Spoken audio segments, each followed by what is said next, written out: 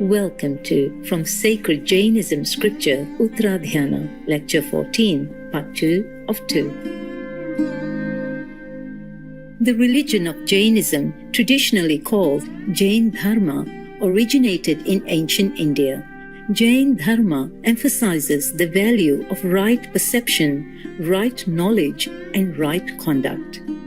Through inner reflection and sincere practice of these principles, one can attain moksha or realization of the soul's true nature. The concept of ahimsa or non-violence is also central to Jainism. Thus, with respect for all life, Jain practitioners follow a pure vegan or plant-based diet. The Jain lineage includes 24 Tirthankaras, or beings who share their enlightenment with others. The Tirthankaras' teachings comprise the Agam Sutras, which are the holy scriptures of Jainism. The 24th and last Tirthankara was Lord Mahavira, whose name means great hero. Born into a royal family in 599 BC, Prince Mahavira decided as a young man to pursue a solitary spiritual life. After 12 years of intensive meditation, he attained Kevalayana, or the highest wisdom. Lord Mahavira was known to face all obstacles with acceptance and forgiveness.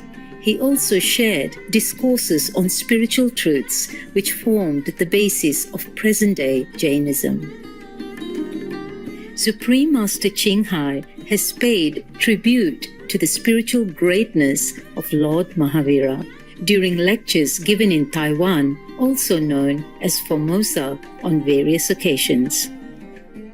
I don't know if anyone in the history of mankind could have done, or could be doing, or will be doing such an asceticism, such a sacrifice like the Lord Mahavira. We really salute him and are grateful. To all that he has to endure for enlightenment, for the sake of others, yes. All these sufferings are not for naught. They would benefit the world in some way or another, even without the Lord Mahavira knowing, or even without the world people knowing or being grateful for. We now invite you to continue listening to excerpts from the 14th lecture of Uttaradhyayana, one of the most important scriptures in Jainism. After hearing from his sons, Purohita with his wife and sons had entered the order, abandoning pleasures and all his large property, which inspires King Ishukara and his wife Kamlavati. 14th lecture, Ishukara. Mankind is harassed by death. It is taken hold of by old age. The days are called unfailing. Know this, Father. The day that goes by will never return. The days elapse without profit to him who acts contrary to the law, spiritual precepts. The day that goes by will never return.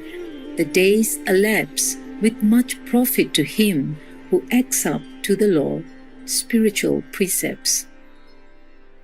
Having lived together in one place, and both parties having acquired righteousness, we shall, O my sons, afterwards go forth as monks and beg alms from house to house.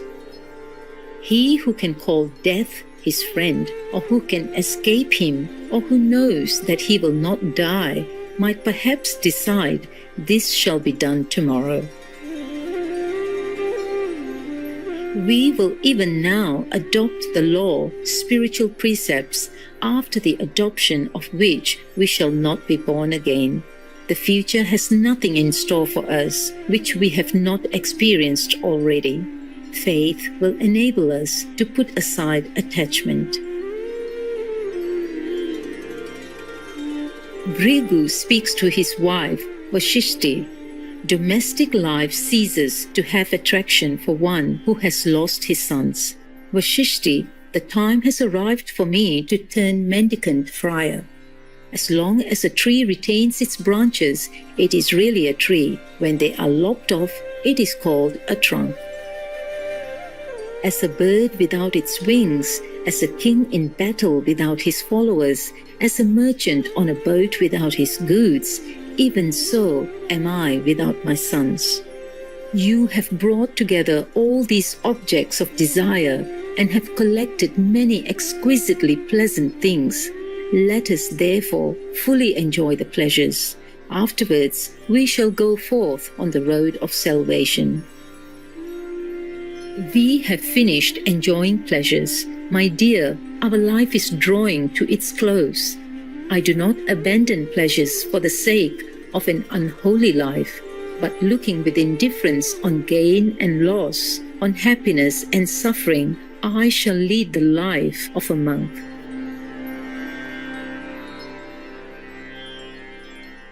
May you not remember your brothers when it is too late, like an old goose swimming against the current? Enjoy the pleasures together with me. A mendicant's life is misery. My dear, as a snake casts off the slough of its body and goes along free and easy, even so have my sons abandoned pleasure. Why should I, being left alone, not follow them? As the fish, Rohita, breaks through a weak net, even so wise men of exemplary character and famous for their austerities abandon pleasure and live as mendicants. As the herons fly through the air and the geese too, who had rent the net, even so my sons and my husband depart. Why should I, being left alone, not follow them? When the queen had heard that the Purohita with his wife and sons had entered the order, abandoning pleasures and all his large property, she spoke to the king. A man who returns, as it were, to the vomit is not praised, but you want to confiscate the property left by the Brahmana. If the whole world and all treasures were yours, you would still not be satisfied, nor would all this be able to save you. Whenever you die, O king, and leave all pleasant things behind, the law, spiritual precepts alone, and nothing else in this world will save you, O monarch. As a bird dislikes the cage, so do I dislike the world. I shall live as a nun, without offspring, poor, upright, without desire, without love of gain, and without hatred. As when by a conflagration of a forest, animals are burned, other beasts greatly rejoice, being under the influence of love and hate, even so, we, fools that we are, being attached to pleasure, do not perceive that the world is consumed by the fire of love and hatred. Those who have enjoyed pleasures and have renounced them move about like the wind, and go wherever they please, like the birds unchecked in their flight. When they are caught and held by my hand, sir, they struggle. We shall be like them if we are attached to pleasures.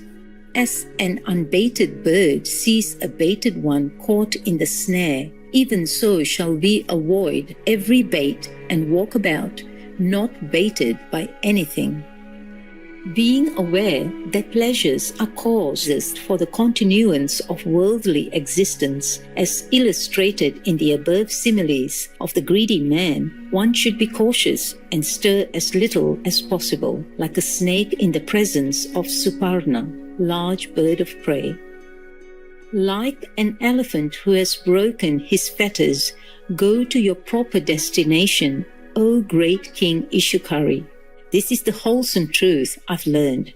Leave your large kingdom and the pleasures which are so dear to all.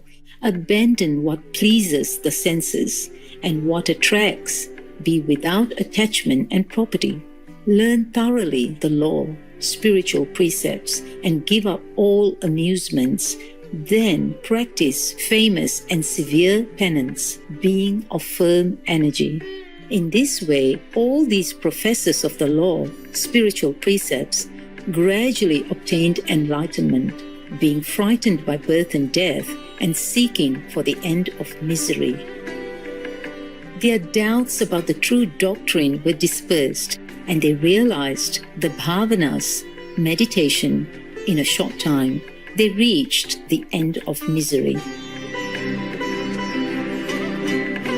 The king and the queen, the Brahmanical Purohita, his wife, and his sons, they all reached perfection. Thus, I say,